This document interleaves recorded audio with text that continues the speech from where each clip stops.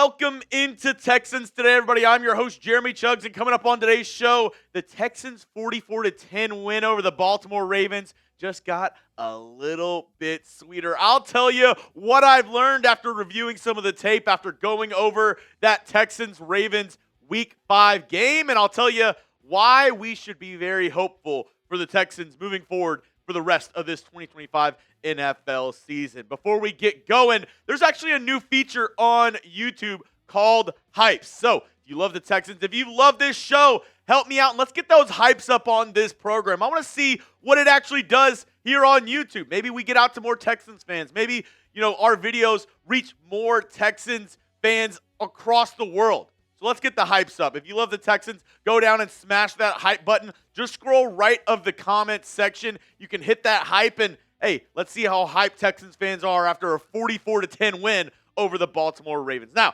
I'm going to give you a couple reasons why I think this win got even better. Number one reason why the win got even better, seems like the Texans finally figured out this offensive line configuration up against the Ravens. Before, there was a lot of moving pieces. They were still trying to figure out what the best five is. And I think they landed on this, and I do believe this is the best five that you line up week in and week out for the Houston Texans offensive line. Ersery, the rookie at left tackle. Scruggs has kind of reinvented himself at left guard and has looked pretty, halfway decent so far. So Scruggs, I think, is a big part of that. Jake Andrews at center. Ed Ingram, the highest graded Texans offensive lineman this year at right guard, and then Tytus Howard at right tackle. And I will give my flowers because I've definitely been a major critic of Scruggs throughout his career with the Houston Texans. A former second-round pick out of Penn State, was really brought in to play that center position, but with Jake Andrews kind of holding down the fort there, he's stepped over to guard and played very well for this Texans team, and I expect him to be the man moving forward for that left guard position. Ersery, the left tackle.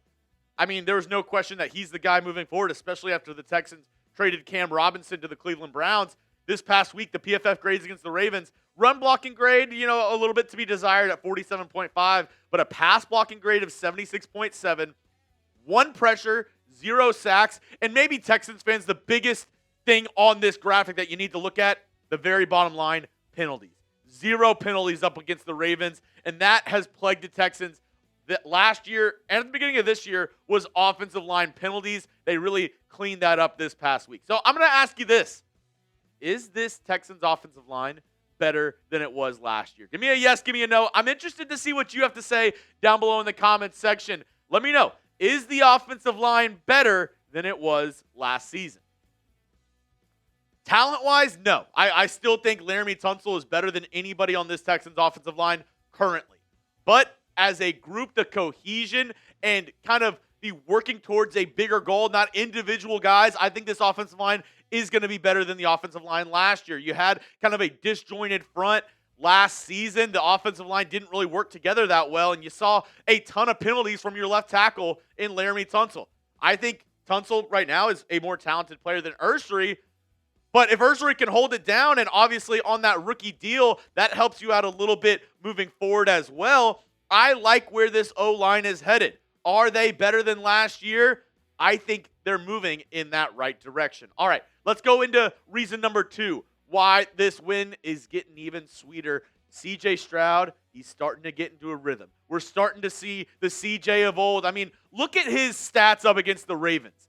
A career high, 85 completion percentage, 23 of 27, 244 yards, 4 tutties, and 30 rushing yards. He's able to get some yardage on the ground when things aren't open. He's able to use his feet. He's done much better this season in escaping the pocket and getting those extra yards on the ground. His stats the last 2 games, and I know we played the Titans, we played the hurt Ravens.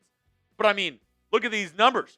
45 of 55, 478 yards, 6 touchdowns, 0 turnovers. CJ Stroud has been absolutely electric the past 2 weeks for this Texans squad. And if you're like me, if you just want to see this version of CJ once again, which I think we're trending in that direction, like the video. Hit that thumbs up icon if you're ready to see rookie CJ show up once again, because I think we are headed in that direction. I want to see this swag. I want to see CJ Stroud give me some of this dance in the end zone. I want to see CJ Stroud, show up, especially coming off the bye week. I have a couple reasons why I think this Texans win got even better, but before I get into those, couldn't do today's show if it wasn't for our amazing sponsor over at PrizePicks. I love PrizePicks. My producer, Reed, he also loves PrizePicks, and I know you will too. This episode is brought to you by PrizePicks. You and I make decisions every day,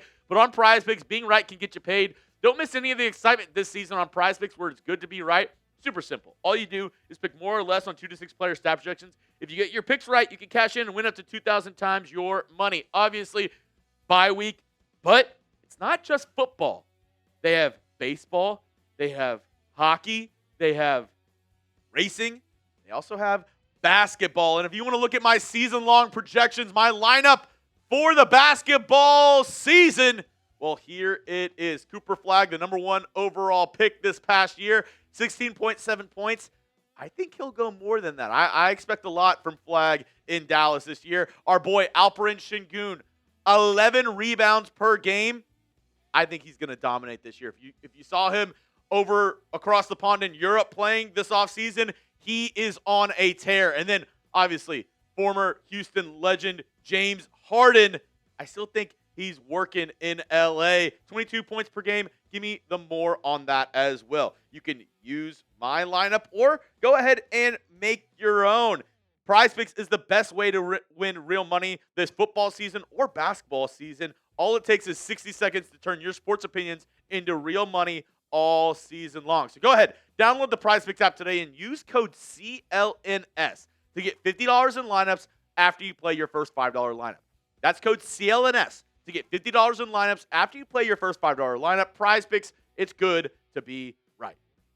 All right, reason number 3 of why I think this win just got a little bit sweeter for your Houston Texans. The Texans defense stuffed Derrick Henry, and not only that, they forced 3 turnovers in week 5. And I know it was against Cooper Rush, a backup quarterback, but still, I was impressed in the Texans not letting up and absolutely making Derrick Henry's Sunday a living hell. 15 carries, 33 yards, 1 touchdown where it was a gimme. It was at the 1-yard line, and he actually barely got in. He was stuffed at the 1, barely reached the ball over the end zone and got that touchdown. But Derrick Henry overall was a non-factor in the Texans' 44-10 win over Baltimore. He really didn't do anything, and I showed you all week, Derrick Henry has had a lot of success over the years against the Houston Texans. 4 rushing games of 200-plus yards, an NFL record, but only 33 yards this past week. And then, as I mentioned,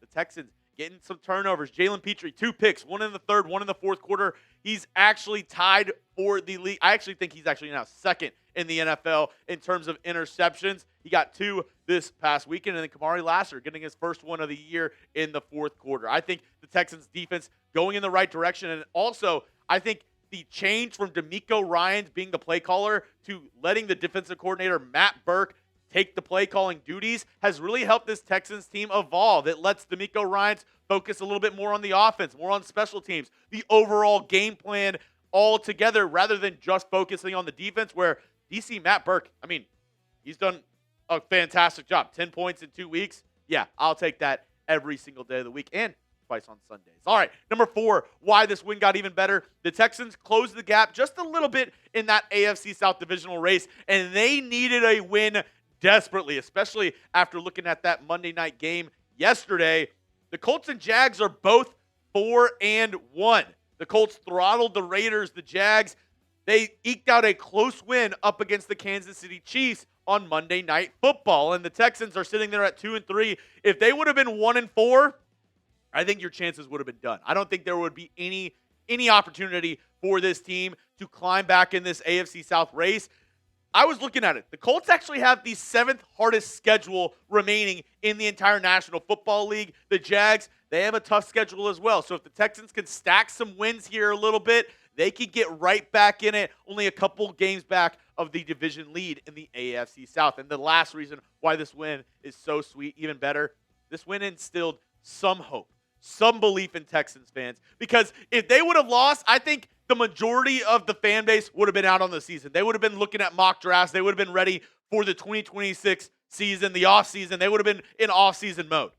But this win changes everything. This win gives Texans fans a little bit of hope, especially going into the bye week. You have a long, long time to prepare for that Monday Night Football matchup up against the Seattle Seahawks. Hopefully they can come out, hit the ground running, and I think Texans fans, we're fully bought back in. We're ready for this team to show up and show out. The Texans are the only team since 2000 to go 0-3 and make the playoffs. Let's make it twice. Let's make it twice that the Texans hit that feat, go 0-3, and then make the playoffs that same season. I believe this squad can do it, and I think you believe this squad can do it too. And thank you to everybody who's made it this far in the video. If you made it to the end of the video and you're subscribed, you're an absolute real one. Spam those H's down below because H-Town, if I know anything, we hold it down.